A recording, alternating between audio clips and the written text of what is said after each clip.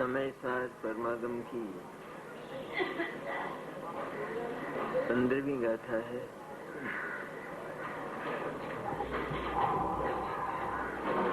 बहुत निकट होती, दूर से नहीं जाती क्या बात।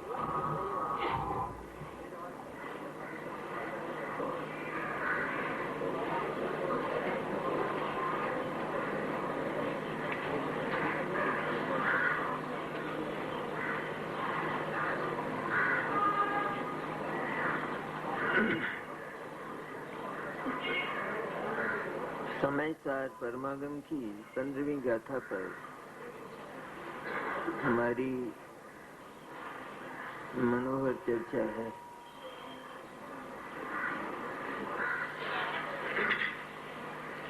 कलकत्ता का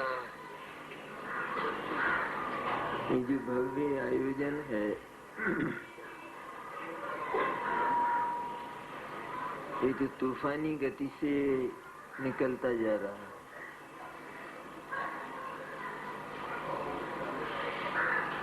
सभी के मन में ऐसा है कि ये 2 दिन बाद समाप्त हो जाएगा और पेड़ पर जैसे पक्षी आकर बैठते हैं इस तरह हम सब उड़ जाएंगे।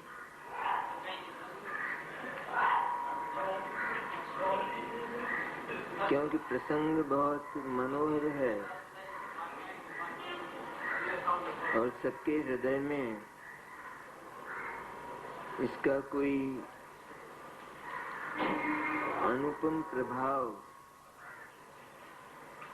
अनुभव में आया है, इसलिए इसका बीतना हमारे मन को पसंद तो नहीं लगता,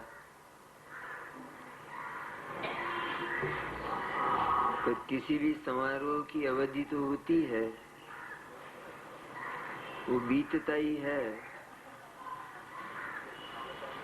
लेकिन हमारा कर्तव्य यह है कि उसकी जो उपलब्धियां हैं वो न बीत जाएं। उसमें हमने वास्तव में अगर कुछ पाया है तो वह सदा के लिए स्थायी हो जाए और वह हमारी मुक्ति का साधन बनकर ही रहे, ऐसा संकल्प लेकर हमें यहाँ से जाना चाहिए। शुद्धात्मा की चर्चा है, जैसा अभी भाई श्री के प्रवचन में आया। 9वीं और 10वीं जो गाथाएं हैं वो कोई सामान्य अर्थ वाली गाथाएं नहीं, उनको पढ़ने से ऐसा लगता है कि कोई भी बड़े से बड़ा विद्वान वो तो उनका अर्थ कर ही नहीं सकता,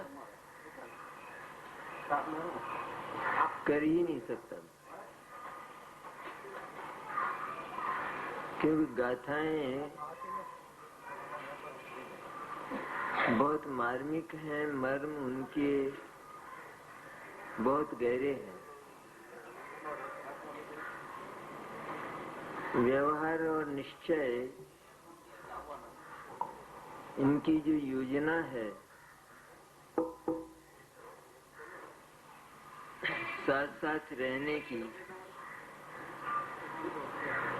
उसको गाथा में व्यवहार शुद्ध केवली और निश्चय शुद्ध केवली के माध्यम से प्रदर्शित किया है। जब व्यवहार शुद्ध केवली की बात आती है तो हर कोई सीधा ये जानता है कि द्वादशांग के जो ज्ञाता होते हैं उन्हें व्यवहार शुद्ध केवली कहते हैं। यही आती है बात। और जो उसका शुद्ध केवली का अर्थ होता है आगम में भी, तो द्वादशांग का ज्ञाता ही किया जाता है। तो लेकिन गाथा जो जिस ऊंचाई से आचार्य ने उठाई है, उसमें यदि हम द्वादशांग का धारी अर्थ करते रहें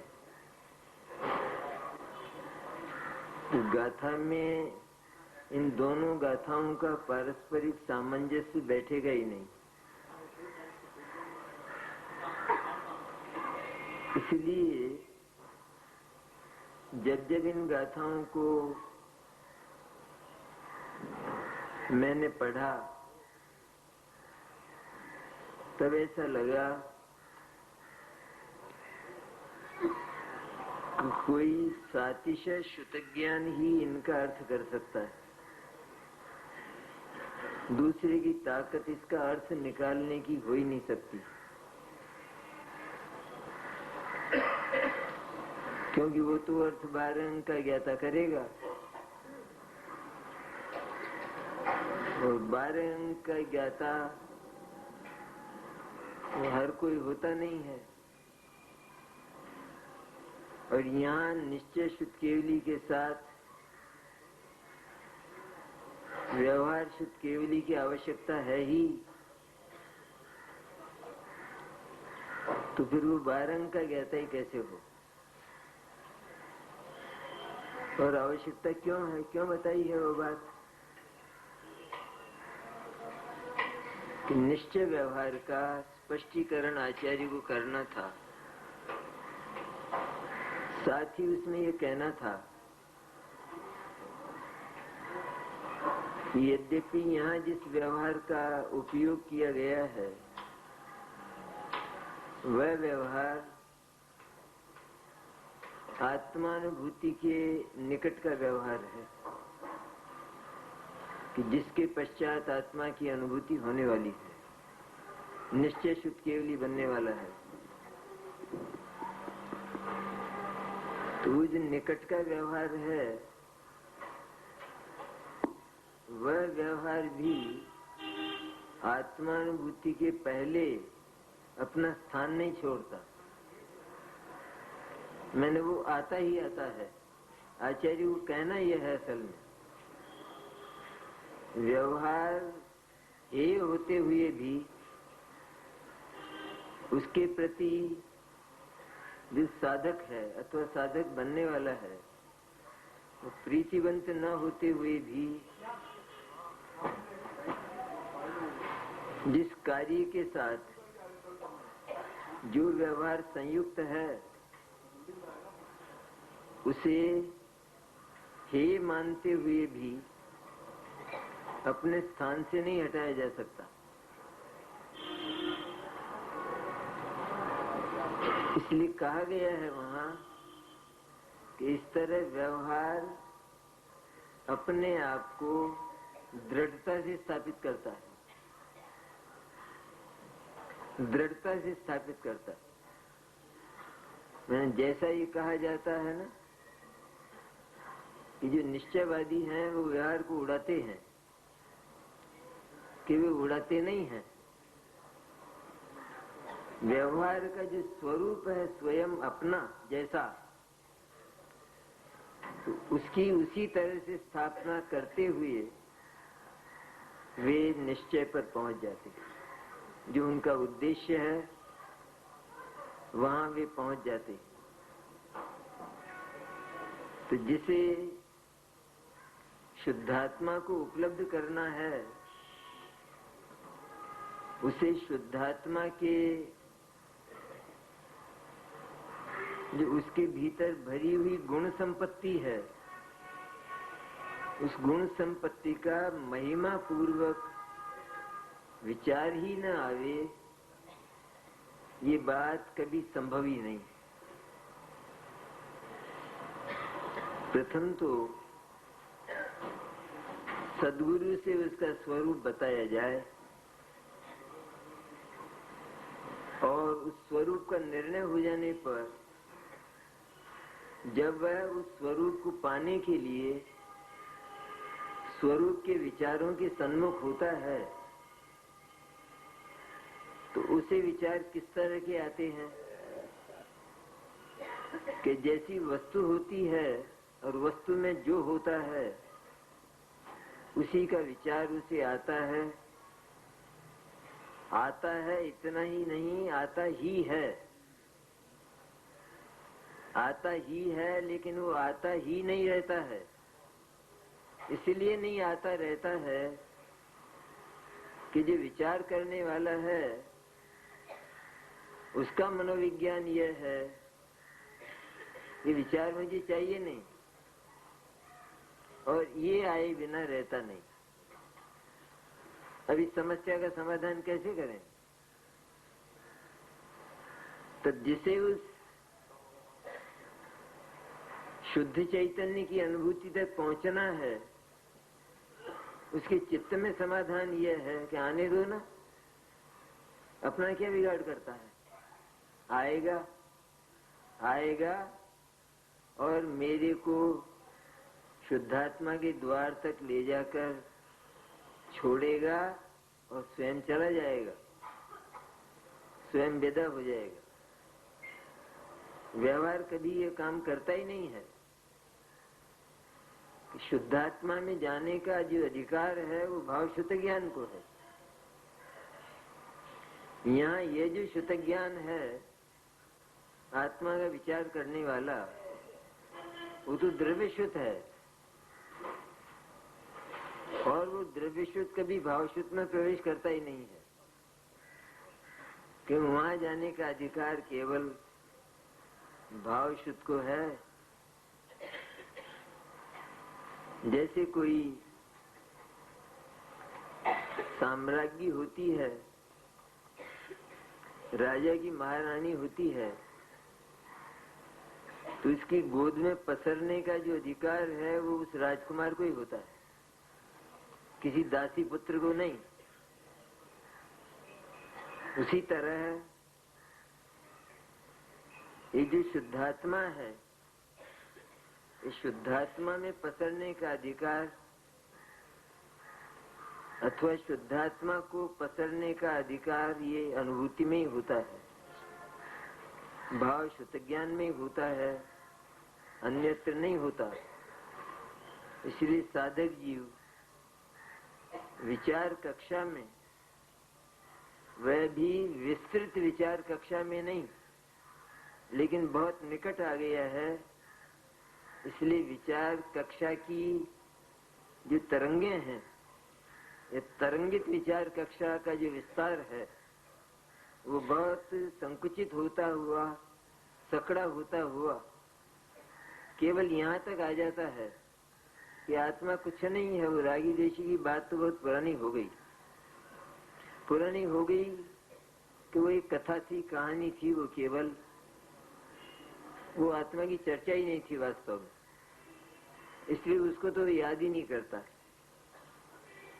इसलिए अशुद्ध नय और व्यवहार नय का जो पहलू है वो तो वहां प्रवर्तित होता ही नहीं, क्योंकि ये तो एकदम आत्मा की सन्मुख है ना, इतना लालायित है कि ये कब प्राप्त हो, कब मैं चिपक जाऊं इससे, एकदम इतना लालायित है।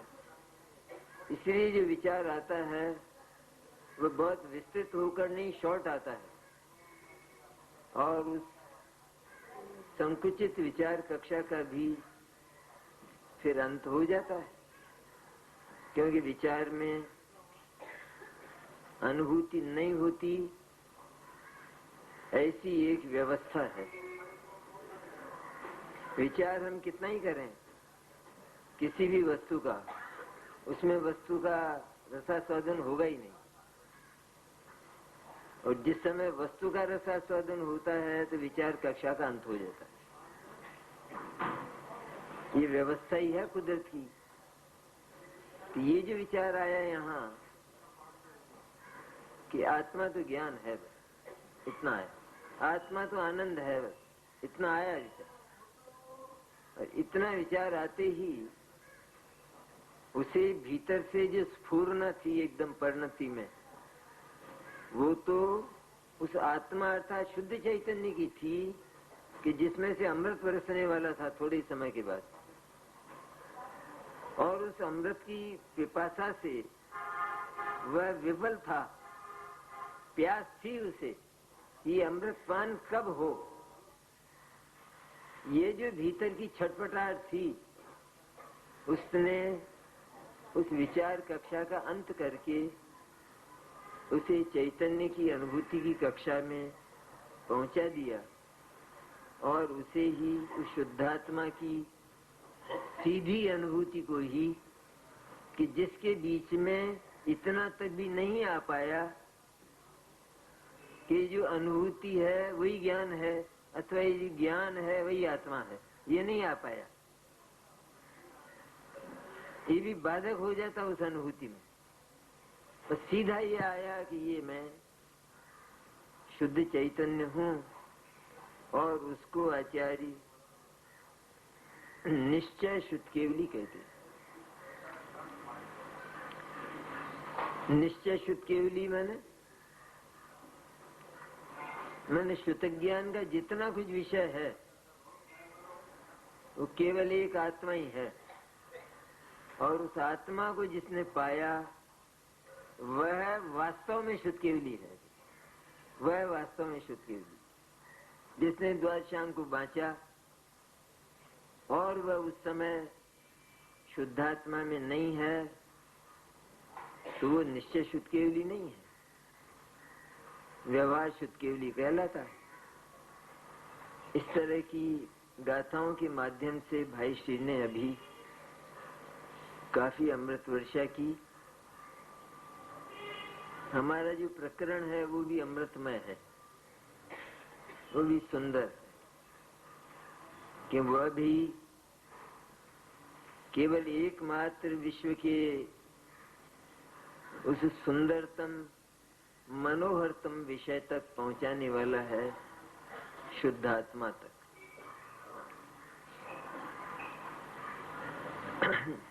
जो चर्चा ज्ञान और ज्ञेय की गाथा के माध्यम से हम करते आए हैं, उसमें काफी कुछ स्पष्टीकरण हमें मिला।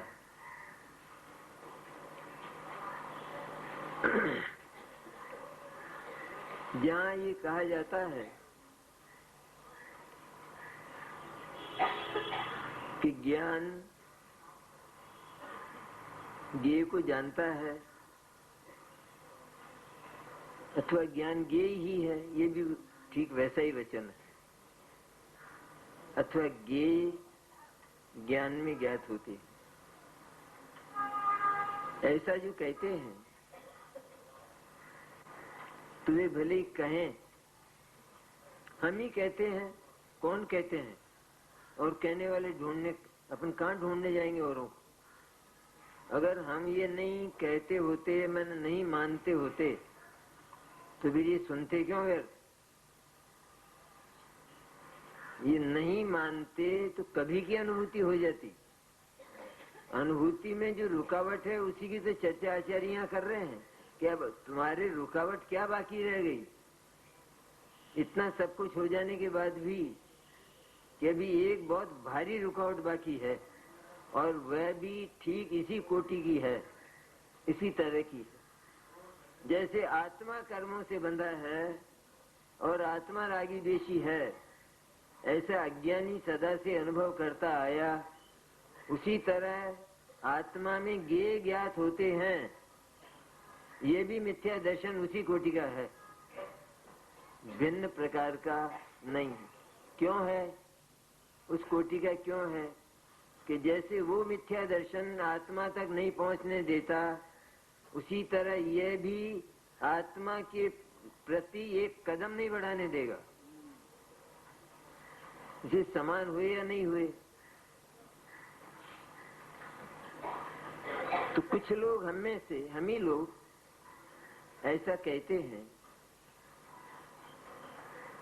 कि आत्मा पर को जानता है, इसमें इतनी दस्तंदाजी क्यों है, इतना हस्तक्षेप क्यों किया जाता है? तो हस्तक्षेप करने की ताकत तो किसकी है? वो तो केवल जनवाणी और भगवान की ताकत है। उन्हीं की ताकत पर हम बोलते हैं। तो उन्होंने क्या कहा कि आत्मा में ये ज्ञेय ज्ञात होता है, ऐसा जो हम ये मानते हैं, इसमें इसको थोड़े समय के लिए यदि स्वीकार भी कर लिया जाए कि ज्ञेय ज्ञात होते हैं और आत्मा ज्ञेय को जानता है, दोनों एक ही प्रकार की बात है। बिल्कुल ज्ञेय ज्ञात होते हैं अथवा आत्मा ज्ञेय को जानता है, एक ही बात है। तो ऐसा मानने में दिक्कत क्यों की जाती है? जब ज्ञान का काम जानना कहा है और स्वपर प्रकाशक कहा है, तो दिक्कत क्यों की जाती है इसमें? कि अच्छा हम मान लेते हैं थोड़े समय के लिए कि आत्मा ज्ञेय को जानता है, लेकिन होता क्या है कि ये जो मानना है आत्मा ज्ञेय को जानता है, यह बात इस मानने में ही खत्म हो जाती है। तो हम क्या करें इसका? मैंने ये बात रहती नहीं है। किस तरह नहीं रहती है कि जब हमने ये स्वीकार किया कि आत्मा में ज्ञेय ज्ञात होता है, ज्ञान में ज्ञेय ज्ञात होता है, ऐसा मानते ही ज्ञान और ज्ञेय एक हो जाते हैं और आत्मा अचेतन हो जाता। ये तो बहुत ही ज्यादा समझने की है बात कि कैसे हो जाते हैं। क्या दूसरे जो अन्य लोग हैं, अन्य माने हम लोग, वो भी अन्य भी हम ही, यानी सारे 6 दर्शन वाले हमारे भीतर ही बैठे हैं। कहीं यहाँ कलकत्ता में ढूंढने नहीं जाना है कि बौद्ध कहाँ रहता है, नैयायिक कहाँ रहता है, वैशेषिक कहाँ रहता है, सांख्य कहाँ रहता है। ये सब यहाँ बैठे हैं सभा में, सारे के सारे। तो इसमें क्या हो जाएगा? दूसरे तो यो कहेंगे फिर भी जान भी लिया तो पाप क्या हो गया, उसमें अनर्थ क्या हो गया? जिसका काम जानना है उसने जान लिया, जान तो लिया, लेकिन उसमें होने वाला जो अनर्थ है वो हमारे ज्ञान में आया है। तो क्या वो हम नहीं बताएंगे कि इसमें इतना अनर्थ हो जाएगा? कि जैसे किसी व्यक्ति का ऑपरेशन हुआ और डॉक्टर ने ये बोला कि इसको पानी की एक बूंद भी मत देना, पानी और जहर वो इसके लिए बराबर हैं। जहर खिलाओ तब तो ये मरेगा ही मरेगा, लेकिन पानी की एक बूंद भी दे दी तो भी ये मरेगा। तो ये कहकर गया, इसमें कुछ गंभीरता है या नहीं? या हम ये कहें कि पानी में क्या होता है, ये डॉक्टर मूर्ख मालूम पड़ता है, इसको तो प्यास लगी है, वो कहता है कि पानी मत देना। ये भी कोई बात होती है? पानी को तो जीवन कहते हैं। अब उस समय व्याकरण लगाने लगे तो पानी को तो जीवन कहते, वो तो जीवन है पानी। उसने पिला दिया पानी और रोगी मर गया, किस्सा खत्म हो गया। तो डॉक्टर ने जो कोई बात कही थी उसमें कोई महामर्म था, इसलिए कही थी ना, उसके जीवन के लिए कही थी या मौत के लिए कही थी? उसी तरह ये बात थोड़े समय के लिए स्वीकार भी कर ली जाए कि ज्ञान ज्ञेय को जानता है, तो इसमें जो महान दोष पैदा होता है वस्तु व्यवस्था के आधार पर, वो ये होता है कि ज्ञान और ज्ञेय ये दोनों एक होकर वो ज्ञान अचेतन हो जाता है। क्योंकि अचेतन आया ना जानने में। जानने में कौन आया? कि पुद्गल धर्म अधर्म आकाश काल ये मेरे जानने में आए। तो जानने में आए मैंने ज्ञान के क्षेत्र में आए। मैंने इनको मेरे ज्ञान के क्षेत्र में देखा, ज्ञान के क्षेत्र में जाना। और ज्ञान के क्षेत्र में ज्ञान के अतिरिक्त और कुछ रहता नहीं है, ऐसा नियम है। वहाँ कोई दूसरा तत्व वहाँ रह नहीं सकता। वहाँ तो सुख के रहने की भी इनकारी है, निषेध है। बोले ज्ञान में सुख नहीं रहेगा, दोनों का न्यारा न्यारा डिपार्टमेंट है, इसलिए कोई नहीं है। तो अन्य पदार्थ के रहने की इजाजत ये जिनवाणी कैसे दे सकती है और कुदरत कैसे दे सकती है? कि तू वहां क्यों जाएगा ज्ञान में? तू अचेतन पदार्थ है और तेरे पास रहने के लिए अपना अचेतन स्थान है बहुत लंबा चौड़ा, तू वहां क्यों नहीं रहता है? तू ज्ञान में क्यों जाएगा? लेकिन वो ज्ञान में आता नहीं, ज्ञान उसमें जाता नहीं, और अज्ञानी बीच में ही अपना चरखा काटता है। बोले मैंने तो देखा, मैंने तो अपने ज्ञान में उसको देखा है कि जब तूने उसको अपने ज्ञान में देखा तो प्रकरण ये बना कि वो ज्ञान में आकर वो जो ज्ञान है वो स्वयं अचेतन हो गया। क्यों? उसको देखा ना, तो उसमें क्या हुआ कि मैंने उस पुद्गल को अपने ज्ञान में देखा, तो इसमें वो पुद्गल हो गया कर्म और जो ज्ञान और आत्मा वो हो गया कर्ता। ये व्याकरण की दृष्टि से नहीं होता है। हम कहें कि मैंने आज कुछ देखा, कि क्या देखा? कि एक दृश्य देखा। अब इसको हम व्याकरण के हिसाब से कहें तो इसमें कर्ता और कर्म कौन है, ऐसा विद्यार्थी से पूछा जाएगा। तो ये कर्ता तो है वो देखने वाला और कर्म है वो दृश्य। इसी तरह यहाँ जिस ज्ञान ने अपने आत्मा में किसी पुद्गल को देखा है, धर्म को देखा है, अधर्म को देखा है, कोई भी दृश्य देखा है, आकाश देखा है, पाताल देखा है, तारे और चंद्रमा देखे हैं, कुछ भी देखा है, तो कहते हैं ये जो देखे हैं ये हुए तेरे कर्म और तू हुआ इनका देखने वाला।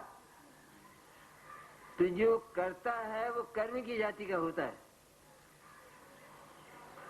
तो कर्म की जाति अचेतन है, इसलिए कर्ता की जाति भी अचेतन हुई, इसलिए तू अचेतन हुआ। और जब तू अचेतन हो गया और फिर भी तू ये कहता है कि मैं ज्ञेय को जानता हूं, तो अचेतन होकर तू ज्ञेय को जानेगा कैसे? तू तो अचेतन ही बन गया है अपनी कल्पना में, बना नहीं है, अभी बनने भी नहीं देंगे भगवान, लेकिन अपनी कल्पना में तो बन ही गया ना। जैसे किसी को ऐसा भ्रम हो गया कि मुझे तो किसी ने छू लिया, ऐसा भ्रम हो गया। जैसे ये बूढ़ी माताएं, इनको तो ये भ्रम हुआ ही करते, छूत छात के। घर से मंदिर आई तो जिसको ज्यादा भ्रम ने सताया हो उसको तो यही होता है कहीं कोई छींटा नहीं लग जाए, कहीं कोई ऐसी गंदी हवा नहीं आ जाए। तो ऐसे भ्रम में उनको वो भ्रम न रहकर असल में वो ये मान ही लेती हैं कि घर से बाहर निकले हैं तो छींटा लगा ही होगा, और लगा नहीं है बिल्कुल, अथवा किसी जानवर ने छुआ ही होगा तो वो घर जाकर नहाती है। इसी तरह यहाँ कुछ हुआ नहीं है, कोई घटना घटी नहीं है, तो भी इसको भ्रम ये हो गया है और उस भ्रम में ये अचेतन हो गया है। तो मैं जानता हूं किसी को अपने ज्ञान में और वह ज्ञेय मेरे ज्ञान में जानने में आता है। इस प्रकरण में तू पहले ही अचेतन हो गया, अब तू ये कहता है कि मैं ज्ञेय को जानता हूं, तो ये जो अचेतन है वो ज्ञेय को जानेगा कैसे? भले हम स्वीकार कर लेते हैं कि ज्ञेय को जानता है और ज्ञेय का जानना होता है, इतना थोड़े समय के लिए हम स्वीकार कर लेते हैं, लेकिन वो बनता ही नहीं है ना, संभव ही नहीं है, क्योंकि अचेतन बनने के बाद ज्ञेय का जानना शेष रहता ही नहीं, बचता ही नहीं, इसलिए बात ही कहानी खत्म हो जाती।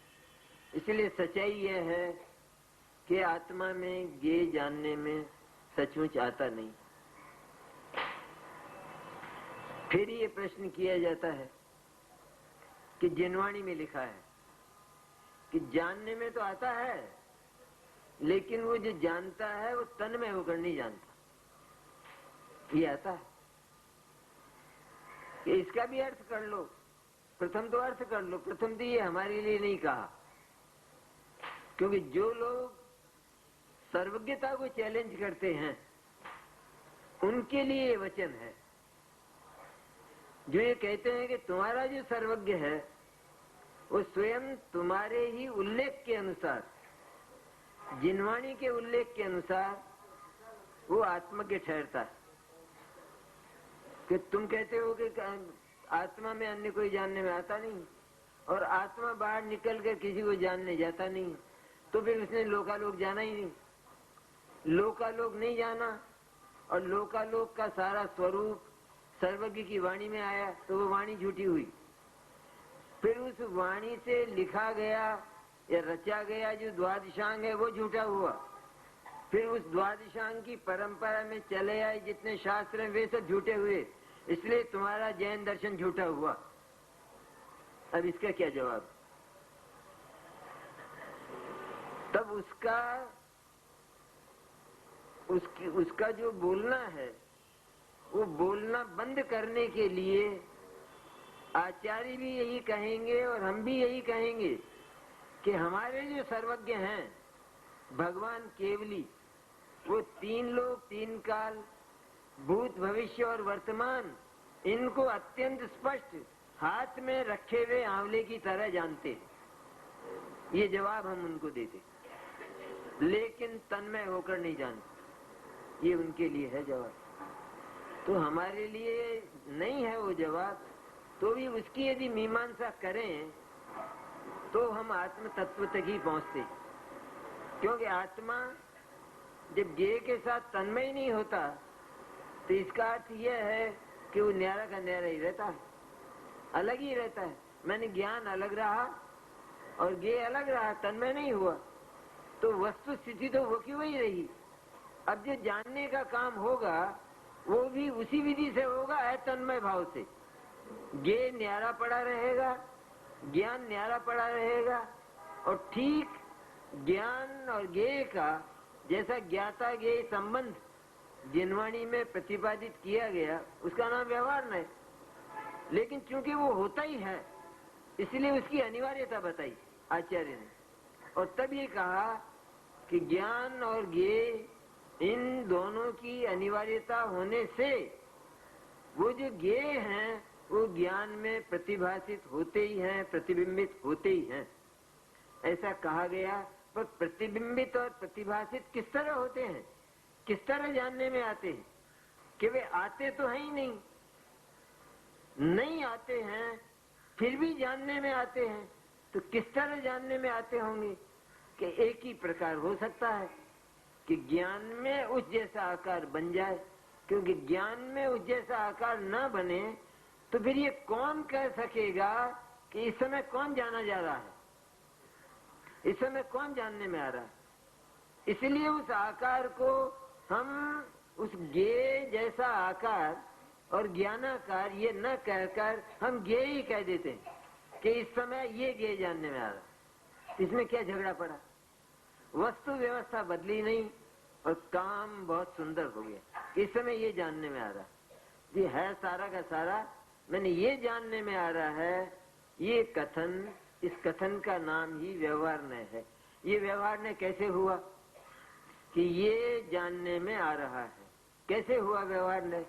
ये तो हम झट कह देते हैं ये तो व्यवहार है, व्यवहार है, व्यवहार है।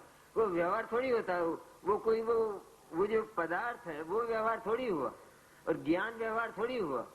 लेकिन वो जो ज्ञान और ज्ञान का आकार है वो तो ज्ञान ही है, जो ज्ञेय है वो ज्ञेय ही है। लेकिन क्योंकि ज्ञान के उस आकार का परिचय ज्ञेय के बिना दिया ही नहीं जा सकता, क्योंकि वो विविध आकार हैं, विविध प्रकार के हैं और ज्ञेय जैसे हैं, इसलिए उनके बिना उनका परिचय दिया जाने वाला अशक्य होने से, मैंने व्यवहार के बिना निश्चय का प्रतिपादन अशक्य होने से हम उसको ज्ञेय की संज्ञा देते हैं, हम उसको ज्ञेय कहते हैं, और वो ज्ञेय नहीं है। वो ज्ञेय न होने पर भी हम उसको ज्ञेय कहते हैं, इसका नाम उपचार और इसका इस कथन का नाम व्यवहार। न तो ज्ञान व्यवहार है न ज्ञेय व्यवहार है। तो व्यवहार उत्पन्न कैसे हुआ कि ये जो प्रणाली है, इस तरह की ज्ञान में जो प्रणाली पैदा होती है, तो उसका नाम व्यवहार न है। हम यूं झट कह देते हैं ये तो व्यवहार है, व्यवहार है, व्यवहार है, पर सिद्ध तो करो। व्यवहार किसको कहते हैं? व्यवहार जगत में है ही नहीं। 6 द्रव्य हैं, व्यवहार क्या है? और किसी का किसी के साथ संबंध नहीं है। अब क्या है व्यवहार? कोई व्यवहार नहीं। लेकिन जो पर्यायों में जो बनाव बनते हैं, वे बनाव किन परिस्थितियों में बनते हैं कि जब सारा लोकालोक विद्यमान होता है, तो सारा लोकालोक ज्ञाता के संबंध की अनिवार्यता होने से वह सारा लोकालोक ज्ञान में ठीक उसी प्रकार का प्रतिभाषित होता है, जानने में आता है, वो जानने में आता है। ये भी व्यवहार हुआ कहने में।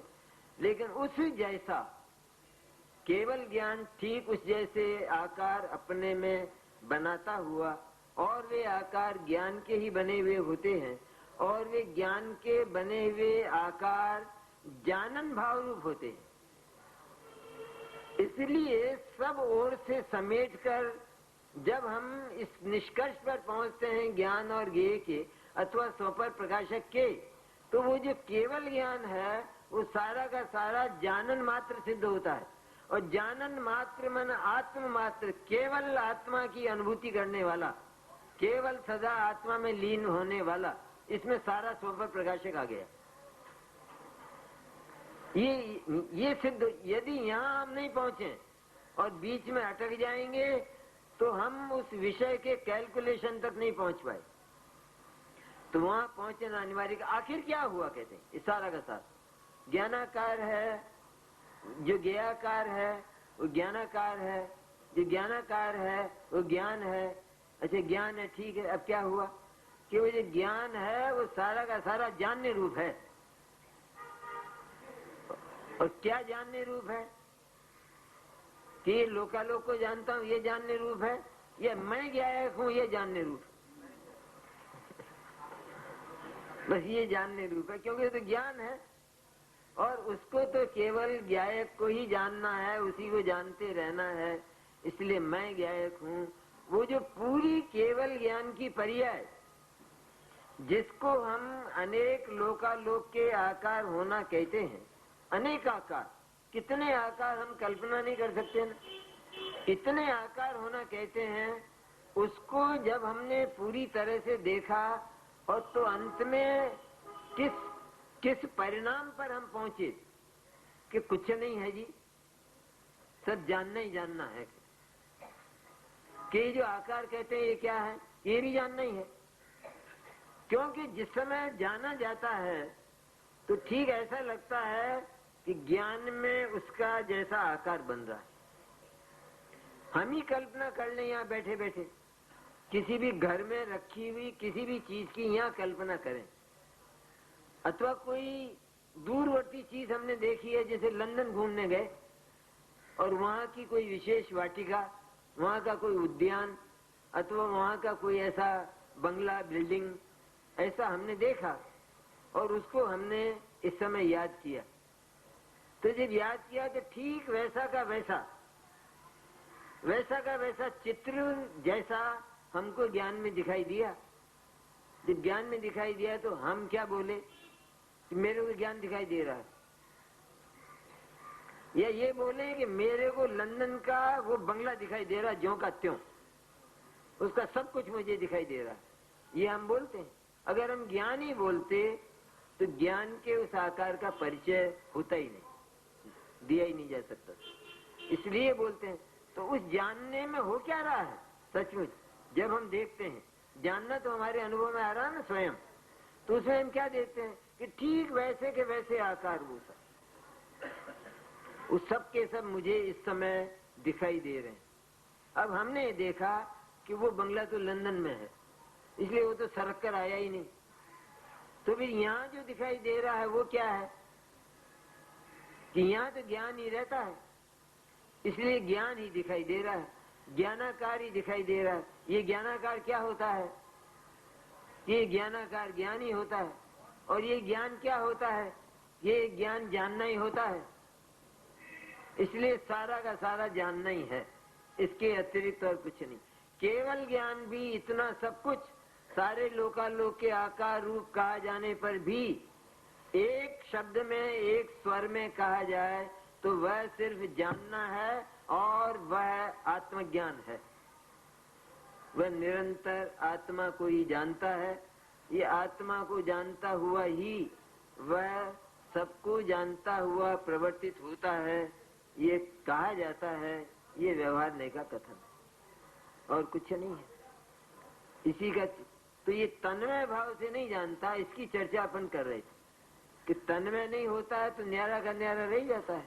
प्रथम तो वो बात अन्य के लिए समझना चाहिए कि जो लोग सर्वज्ञता को चैलेंज करते और ये कहते हैं कि तुम्हारी यहाँ सर्वज्ञ है ही नहीं, तो तुम बात ही झूठ करते हो, क्योंकि हमने तुम्हारी जिनवाणी पढ़ी है, तुम्हारा नियम सार पढ़ा, तुम्हारा प्रवचन सार पढ़ा, समय सार पढ़ा, तुमने लिखा व्यवहार है, व्यवहार को तुम झूठ कहते हो। अब बोलो कहाँ जाना, जगत को कहाँ जाना? तब हम कहते हैं कि तुम समझते नहीं हो। हम जो कहना चाहते हैं उसको तुम बिल्कुल नहीं समझते हो। हमारा जो सर्वज्ञ है वह लोक की एक एक बात को जानता है, न केवल विद्यमान को, लेकिन जो बीत गई है और आगे आने वाली है उसको भी जानता है। कि नहीं, हम नहीं मानते इस बात, कि नहीं मानते हो तो जाके पूछ लो, फिर तो मानोगे। केवल ज्ञानी तुम्हारे किसी प्रश्न में निरुत्तर हो जाए तो हम तुम्हारे शिष्य बन जाएंगे, नहीं तो तुम्हें हमारे शिष्य बनना ही है। वो निरुत्तर हो जाए तो बोलना, और वो कभी निरुत्तर होने वाले नहीं है। इसलिए सचमुच वे सब कुछ जानते हैं, और किस तरह जानते हैं ये हम जानते हैं, वो जानते नहीं है। लेकिन हमें तो सिर्फ ये मनवाना है कि हमारे केवली को तुम छेड़ना मत, बात मत करना। उनके एक समय के ज्ञान की पर्याय में इतनी सामर्थ्य है कि 3 लोक नहीं लेकिन अनंत लोक हों तो भी उस ज्ञान में सकड़ाई कभी आने वाली नहीं। केवल ज्ञान की महिमा को क्या देखें, कभी विचार करे तो ज्ञान की महिमा आ जाए। तो ये मेरा ज्ञान वर्तमान में केवल ज्ञान ही है, क्योंकि सारे केवल ज्ञान की जो धारा है वो इस दय में से निकलती है। मेरा जो ज्ञान गुण पड़ा है, इस ज्ञान गुण में से केवल ज्ञान की अनंत धारा निकलती जाती है, और ये दय बीतता नहीं है। और कैसा होता है केवल ज्ञान कि जो एक केवल ज्ञानी हैं वे भूत भविष्य वर्तमान इन सबको जानते हैं, और वही केवल ज्ञानी उन अनंत केवल ज्ञानियों को जानते हैं कि नहीं जानते। और वे अनंत केवल ज्ञानी क्या जानते हैं कि वे भी सारा भूत भविष्य वर्तमान जानते। तो ये जो एक केवल ज्ञानी अनंत केवल ज्ञानियों को जानते हैं, तो उन अनंत केवल ज्ञानियों की जो केवल ज्ञान पर्याय है वो सारे भूत भविष्य वर्तमान को जान रही है, और अनंत केवल ज्ञानियों में भी यही सब हो रहा है। तो एक केवल ज्ञान का जानना कितना हुआ?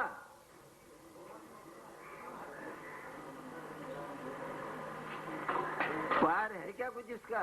एक बार भी उस पर्याय की महिमा आ जाए तो ज्ञान गुण की महिमा तो आवे ही आवे, तो उसका असली दर तो यह है, यहाँ से उसे निकलना। ऐसी उस केवल ज्ञान की महिमा ज्ञेयों के साथ तन्मय हुए बिना जानने रूप होती है, जिसे हम लोकालोक का आकार कहते हैं। वो लोकालोक जैसा आकार ज्ञान में भाषित होने पर भी वह भाषण, वो प्रतिभाषित होना, वो सारा का सारा जानने रूप ही होता है।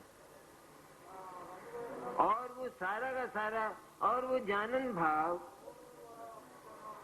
वो न्यारा न्यारा होता है। कि न्यारा न्यारा कैसे होगा कि जब केवल ज्ञान की पर्याय एक है। न्यारा न्यारा तो हमारे ज्ञान में होता है। उस केवल ज्ञान की एक अखंड पर्याय, वही अखंड पर्याय सारे लोकालोक को जाने, सब कुछ उसका, और वही अखंड केवल ज्ञान की पर्याय वो ज्ञायक में लीन रहे शुद्धात्मा। कि दो काम कैसे करती होगी? कि असल में जानना ही जानना है, इसके अलावा कल्पना क्यों करते हैं हम? सब कुछ जानना ही जानना है। जिसको हम लोकालोक का आकार कहते हैं वो लोकालोक का आकार नहीं, वो ज्ञानाकार है, और उस ज्ञानाकार का प्रतिफलन अंत में जानने के रूप में ही होता है।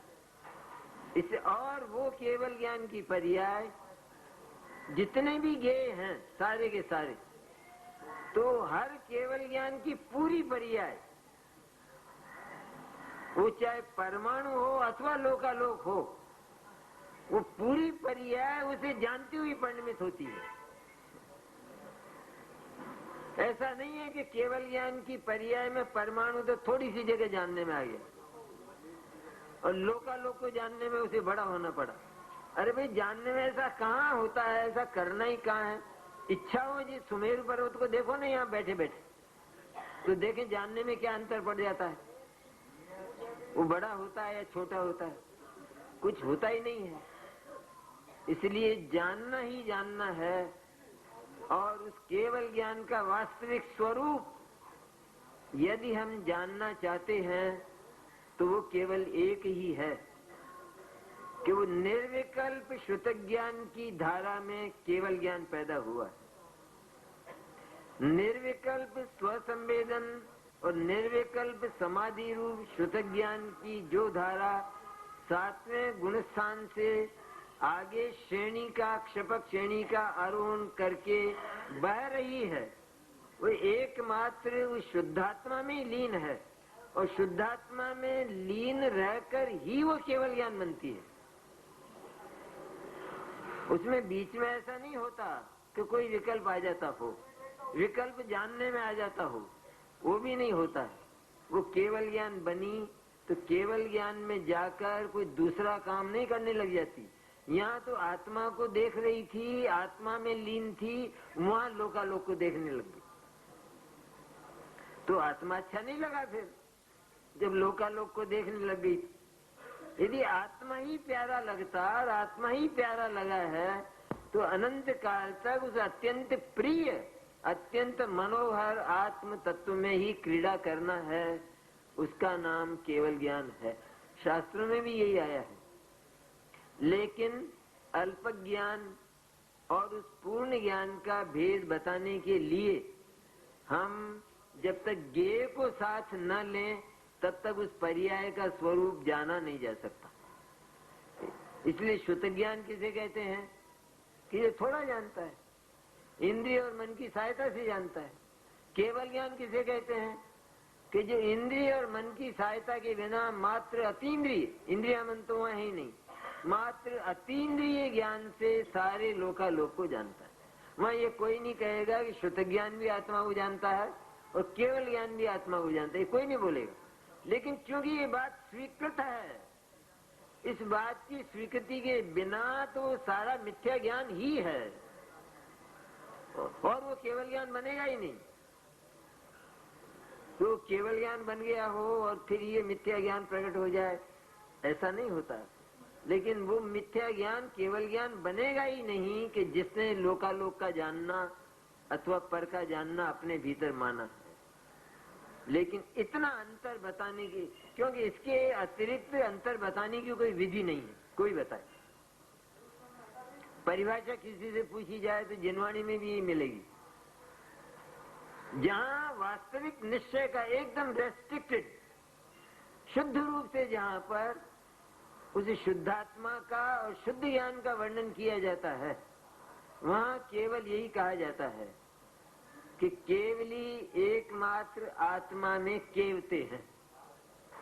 केवते हैं मैंने क्रीड़ा करते हैं, बस। वहां पर वो एकदम शुद्ध नय का और शुद्धात्मा का वर्णन होता है। अन्यथा तो इन भेदों को बताने के लिए हम ज्ञेय का सहारा लेकर ही उन भेदों का ज्ञान कराते हैं। लेकिन वे ज्ञेय के भेद ज्ञान में प्रवेश नहीं कर पाते। ज्ञान तो फिर भी अभेद ही रहता है। इसलिए तन्मय भाव की जो बात है उसमें भी सचमुच आत्मा का ही जानना सिद्ध होता है, ज्ञान का ही जानना सिद्ध होता है, ज्ञेय का जानना सिद्ध होता ही नहीं है। और ज्ञेय का जानना मानते ही हम अचेतन बनते हैं। तो अचेतन बनते हैं तो फिर ये कहना ही बंद हो जाता है कि मैं ज्ञेय को जानता हूं, तो बात ही समाप्त हो जाती। तो हम स्वयं अपने भ्रम से और अपनी बुद्धि को जिनवाणी से परे ले जाकर और ये अचेतन बनना क्यों चाहते हैं कि जिससे हमारा ये कहना भी बंद हो जाए कि मैं ज्ञेय को जानता हूं और मेरे ज्ञेय जानने में आता है, क्यों वो बात ही नहीं रहेगी फिर।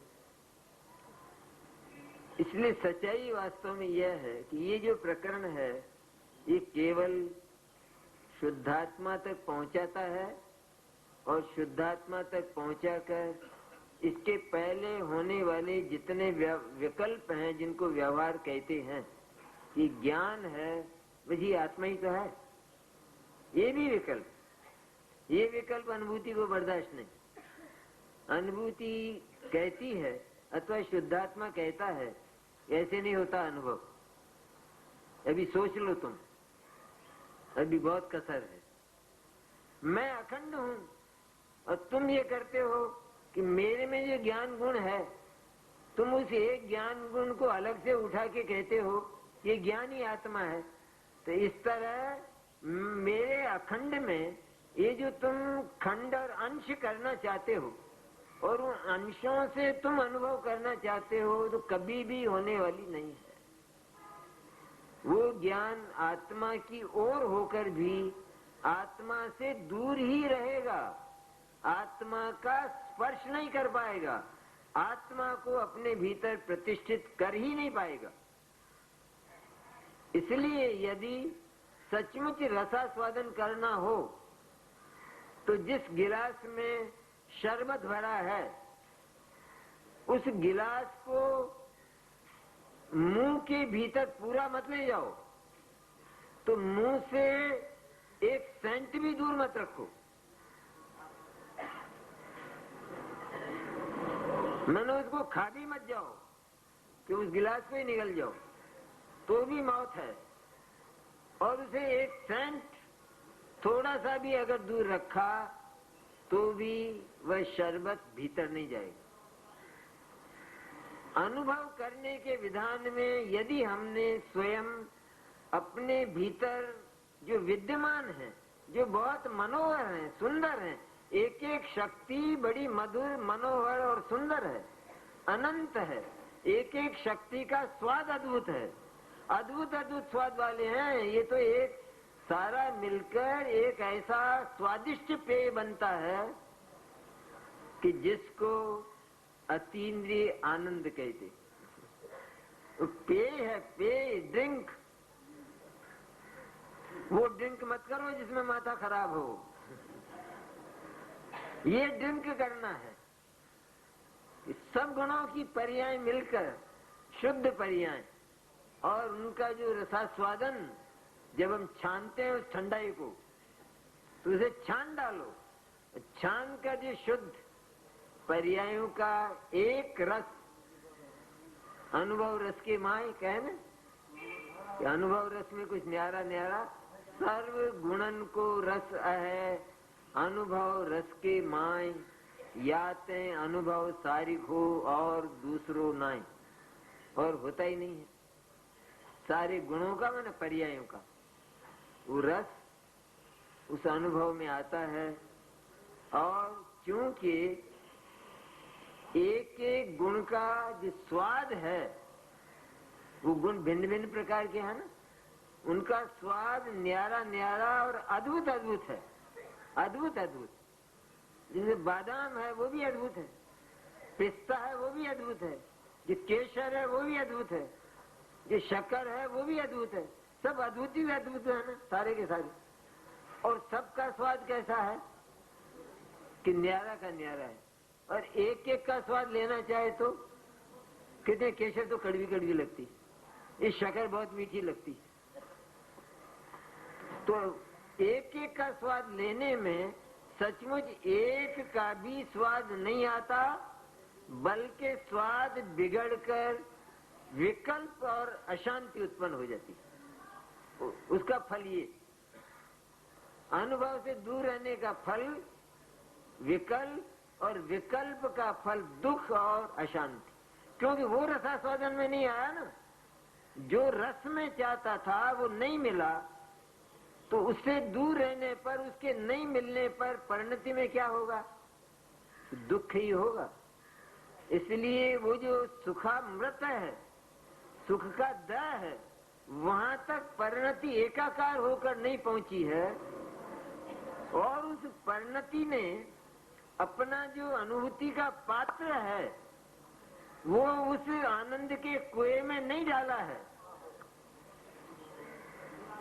और वो वहीं तैरता रहा वो पात्र। तो पानी आएगा, प्यास बुझेगी, और देखा तो ये जाता है कि उस पात्र ने पानी को छू रखा है, लेकिन वो तो तैर रहा है ऊपर ही ऊपर, ऊपर ही ऊपर तैर रहा है। तो उससे कुछ भी उद्देश्य की सिद्धि होने वाली नहीं है।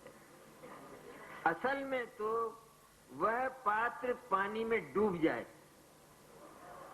और डूबकर फिर ऊपर आवे तो प्यास बुझती है। उसी तरह अनुभूति का पात्र वो ज्ञायक में डूब जाए तो फिर अमृत आता है, और तब अमृत का रसास्वादन होता है।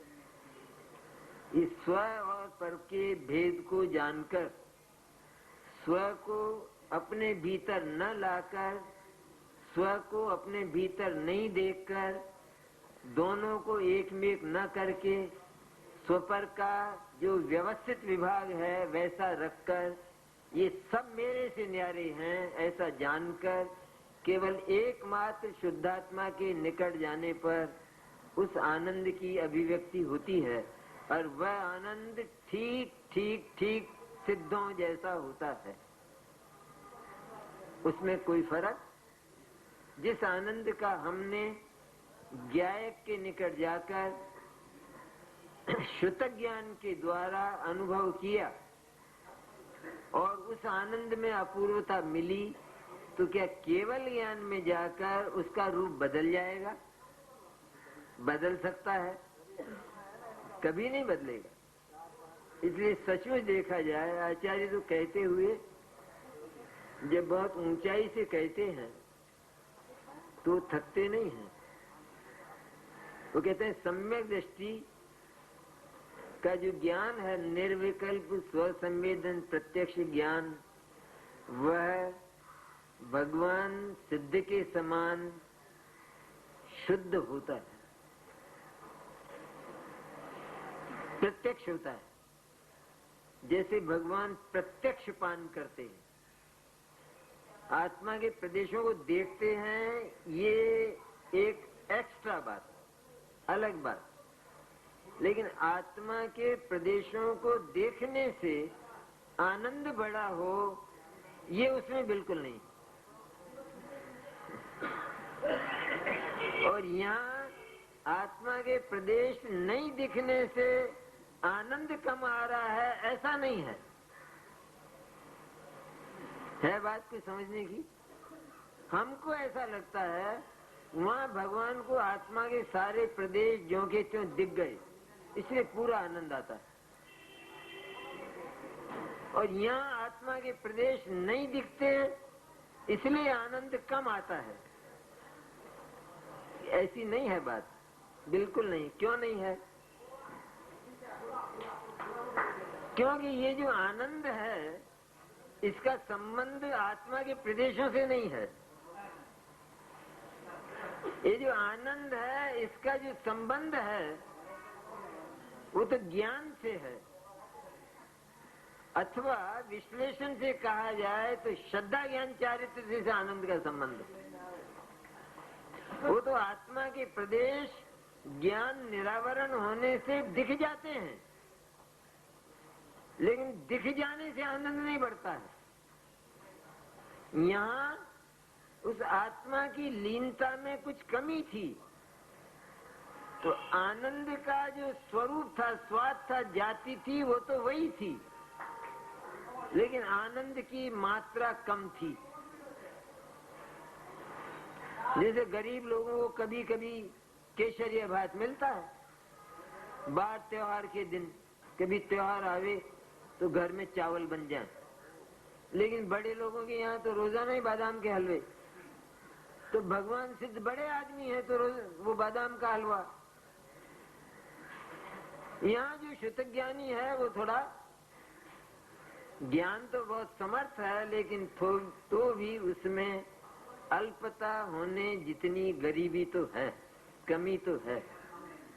और ये कमी है तो भले ही आत्मा के प्रदेश न दिखाई दें तो भी वह आनंद तो ठीक उसी प्रकार का पीता है कि जैसे भगवान सिद्ध पिया करते थे।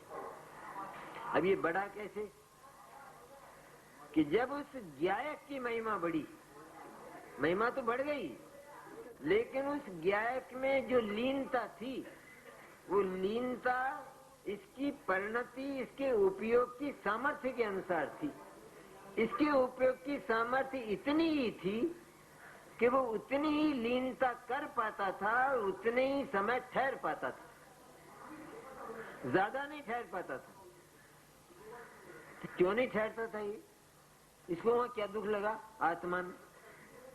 जब एक बार देख लिया कि ये तो अद्भुत है चीज, ये तो अपूर्व है कुछ, और मुझे तो यहीं बसना है अनंत काल तक, जब इतना इसने निर्णय किया और ये उसे जगत में सर्व सुंदर, सबसे अच्छा और दूसरा कोई अच्छा नहीं, दूसरे सब मिट्टी, दूसरे अच्छा नहीं, कंपैरिजन नहीं, अनुपात नहीं बिल्कुल कि दूसरे थोड़े अच्छे लगते हों। वो तो गया फिर नरक निगोद में, क्योंकि वहां तो आत्मा में अनुपात कर दिया इसने, थोड़ा आत्मा अच्छा, थोड़े दूसरे अच्छे। अच्छा है जगत में यदि कोई तो मेरा चैतन्य, मैं ही हूं, ऐसा जिसने माना है तो उसका उपयोग वहां लीन हुआ, थोड़ी देर ठहरा, लेकिन बाहर क्यों आ गया? बाहर क्यों आया? जब उसे वहां अच्छा लग रहा था और सिद्धों जैसे आनंद का पान कर रहा था, तो बाहर क्यों आया? क्या जवाब है? तो हमारा प्रश्न है कि जैसे हम लंदन गए और यहाँ रहते हैं एक किराए के सड़े मकान में, हम लंदन से पीछे क्यों आए, वापस क्यों आए, जब वहां बढ़िया लग रहा था? तो क्या है कि ज्ञान की सामर्थ्य है ही ऐसी कि वो बहुत अच्छा और सर्व सुंदर लगने पर भी वह उपयोग उसमें अधिक समय इसलिए नहीं ठहर पाता क्योंकि उसकी शक्ति और सामर्थ्य अभी कम है। लीनता की जो सामर्थ्य है वो भी अभी कम है। चारित्र की लीनता के परिमाण में आनंद होता है, सुख आनंद में, आनंद तो उपयोग से संबंध रखता है। जिस समय आत्मा उस उपयोग के द्वारा शुद्धात्मा को देखता है, उस समय सर्व गुणों की शुद्ध पर्यायों का रस जो आता है उसका नाम आनंद है। और उस अनुभूति के समय ही उत्पन्न होने वाला जो अतीन्द्रिय सुख है उसका अंश भी प्रकट होता है। तो अतीन्द्रिय सुख तो सदा रहता है, लेकिन वो शुद्धात्मा की अनुभूति में उत्पन्न होने वाला आनंद वो सदा नहीं रहता। सुख रहता है, सुख नाम के गुण का परिणमन रहता है हमेशा, लेकिन वो आनंद केवल उपयोग की ओर से है, इसलिए वो सदा रहता नहीं है, वो एक विशेष है बात। फिर भी अपना प्रश्न तो केवल इतना कि वो बाहर क्यों आ जाता है। बाहर इसलिए आ जाता है कि अभी भले ही पकवान कितने ही बढ़िया हों, लेकिन मेरी पाचन शक्ति के अनुसार ही तो खाऊंगा। अब जब हम खाने बैठे और हमने खाना बंद किया तो फिर वो जिनके हम मेहमान हैं वो पूछते हैं कि साहब अच्छा नहीं बना दिखता है कि नहीं, इतना बढ़िया बना है कि मैंने आज तक खाया नहीं, इतना बढ़िया बना। तो आपने तो खाना ही बंद कर दिया। इसका मतलब तो यही है कि अच्छा नहीं लगा। पर अगर खाता ही रहूंगा तो मर जाऊंगा। इसलिए चारित्र उतावल नहीं करता, आतुरता नहीं करता, ये तो पर्याय की बात। उधर द्रव्य की ओर देखा जाए तो ये सब हल्के, उतावल भी हल्की और धीरे धीरे होना भी हल्का, ये सब कुछ है ही नहीं कहते हैं। ये द्रव्य में तो है ही नहीं। लेकिन इधर चारित्र में भी इतना है कि वह कभी आतुरता नहीं करता, क्योंकि उसके साथ ज्ञान है और ज्ञान ने सारा समाधान कर रखा है। उतावल करोगे तो मिलेगा नहीं, प्रमाद करोगे तो मिलेगा नहीं, और यह काम ऑटोमेटिक। तुम तो एकमात्र ज्ञायक की उपासना करो, एक देवता की, और ये सारी तुम्हारी रिद्धि सिद्धि अपने आप होती जाएगी। ये रिद्धि सिद्धि ये तुम्हारे लाने से नहीं आने वाली है। तुम तो एक देवता की उपासना करते रहो तो रिद्धि सिद्धि से घर भरा रहेगा। उसी तरह एक ज्ञायक की उपासना करो और उसमें अपने पुरुषार्थ को और अधिक लगाओ और बढ़ाओ। उस पुरुषार्थ से लीनता बढ़ती है, लीनता में गहराई भी बढ़ती है और समय भी आत्मा में ठहरता है। तो अधिक समय आत्मा में ठहरता है, इसलिए आनंद आता, सो नहीं बात। लेकिन वो जो लीनता हुई है वो है असली आनंद। वो आनंद अधिक हो गया क्योंकि लीन अधिक हुआ ना, इसलिए आनंद अधिक हो गया और समय भी वहां पर बढ़ जाता है, इसलिए हर समय आनंद बढ़ता जाता है। तो होता क्या है कि क्योंकि वहां भी शक्ति की कमी होने के कारण वह इतनी जिद नहीं करता है कि जब ज्ञायक इतना सुंदर है तो मैं तो इसे छोड़ूंगा ही नहीं, कि तू नहीं छोड़ेगा तो ये अपने आप छूट जाएगा, तेरी ताकत ही नहीं। इसलिए पर्याय के संबंध में ज्ञान इतना समाधान पाए हुए है कि उसमें कोई उतावल मुक्ति की करना नहीं। मुक्ति ऑटोमेटिक केवल ज्ञायक की ओर झांकते झांकते और ज्ञायक में तन्मय रहते हुए एक एक चरण बढ़ाते हुए अपने आप आ जाएगी और मेरे संपूर्ण उद्देश्य की पूर्ति का यह केवल एक ही उपाय है, दूसरा कोई उपाय नहीं।